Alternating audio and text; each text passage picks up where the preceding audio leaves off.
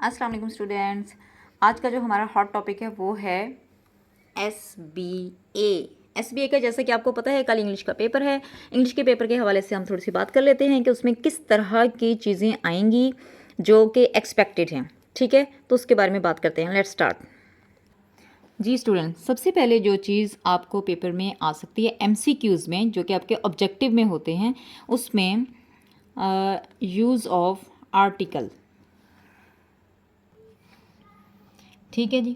सबसे पहले तो आपको जो एमसीक्यूज़ में आ सकता है वो है एक आर्टिकल। आर्टिकल आपको पता है ए एन द। आपको एमसीक्यूज़ की शक्ल में पूछा जाएगा कि फिल इन द ब्लैंक्स की शक्ल में, कि उसमें बताएं यहाँ पर कौन सा आएगा। एक तो ये है, लाजमी आएगा। ग्रामर का आपके साथ जो भी सिलेबस शेयर हुआ है उसी में से ही तकरीबन आपका ये पेपर है। बस आपने कंफ्यूज नहीं होना है, जल्दी जल्दी से अपने पेपर को सॉल्व करना है। आर्टिकल आएगा लाजमी। फिर आपके पास आएगा सफिक्स। सफिक्स के ऊपर भी हमने बात की हुई है मेरे चैनल पे। सफिक्स और प्रीफिक्स के बारे में जो एक वीडियो है वो वहाँ पे मौजूद है, आप वहाँ से भी सीख सकते हैं। ठीक है। थर्ड नंबर पे प्रीफिक्स। इसमें से भी एक ना एक एमसीक्यू जो है ना वो आपको क्वेश्चन उसका ज़रूर आएगा। और है आपके पास आएगा प्रेजेंट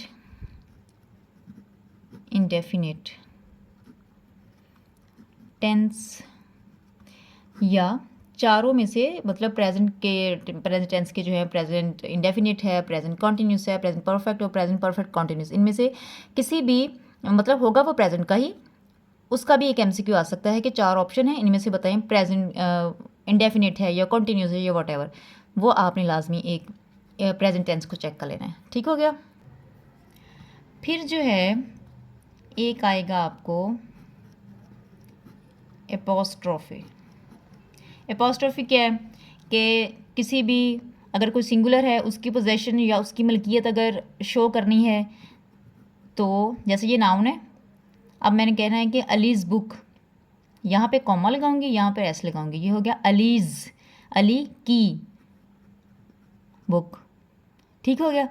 तो ये क्या है, एपोस्ट्रोफी। इस तरह का आपको एक लाजमी आएगा।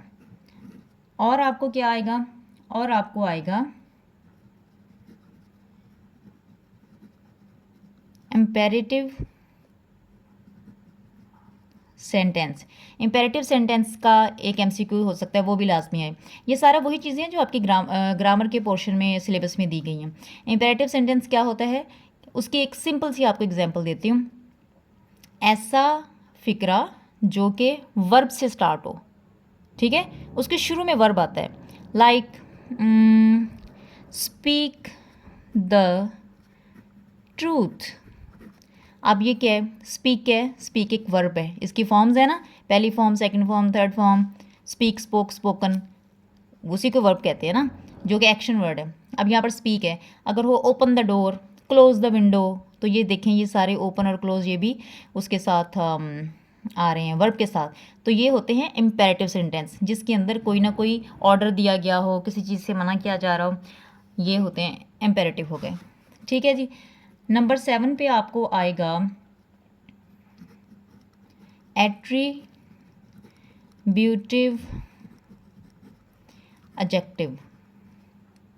एडजेक्टिव भी आपके ग्रामर में है 7th क्लास, तो एडजेक्टिव भी किया हुआ होगा आपने यकीनन।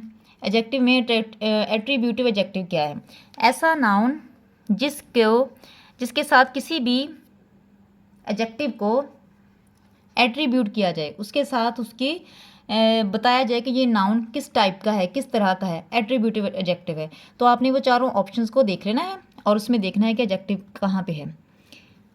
फिर टोटल आपको पता है कि आपको एमसीक्यूज़ कितने आते हैं, 10 आते हैं। 10 में से 7 चीज़ें हमने डिस्कस कर ली हैं। नंबर 8 पे देखते हैं सिलेबल।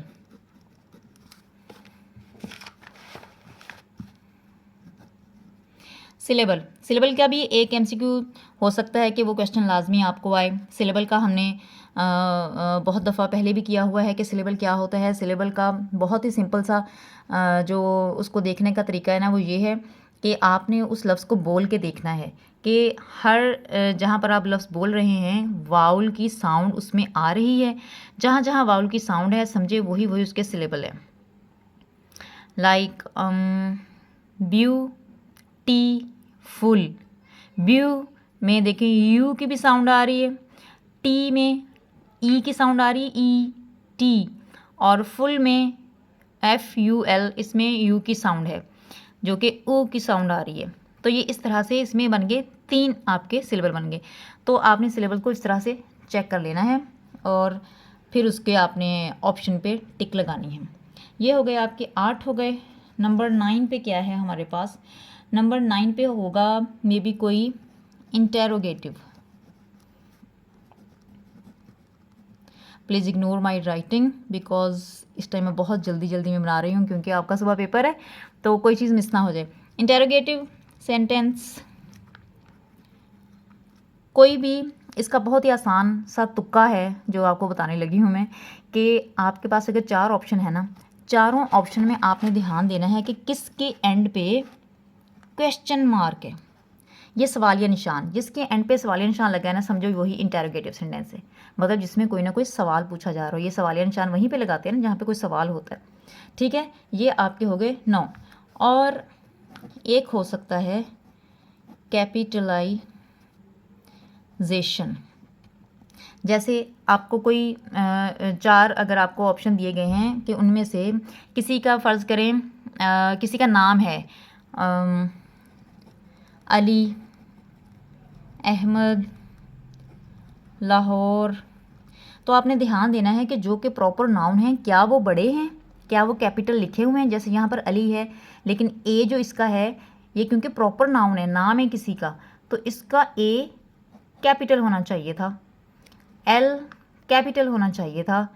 तो आपने प्रॉपर नाउन का हिसाब रखते हुए कैपिटलाइजेशन इस तरह से करनी है। और मे भी कोई पंक्चुएशन का आ जाए जहाँ पर हो के कहीं सवालिया निशान आना है तो वो लगाएं, फुल स्टॉप लगाएं, कॉमा लगाएं, और अगर कोई वर्ड कैपिटल करना है तो वो लेटर कैपिटल करें। तो इस तरह से आपके हो गए ये 10 MCQ। और उसका जो है सब्जेक्टिव पार्ट में आपका जो मेन कंसर्न होता है वो जो देते हैं एसे वगैरह देते हैं। तो जो एक्सपेक्टेड एसे है वो मैं आपको यहाँ पर स्क्रीनशॉट साथ में अटैच कर रही हूँ, आप लोग उस एसे को लर्न कर लें। एक्सपेक्टेड है मतलब हो सकता है कि वही आ जाए। ठीक है, तो सुबह का आपकी SBA की तैयारी बहुत अच्छे से हो जानी चाहिए। Alright, all the best.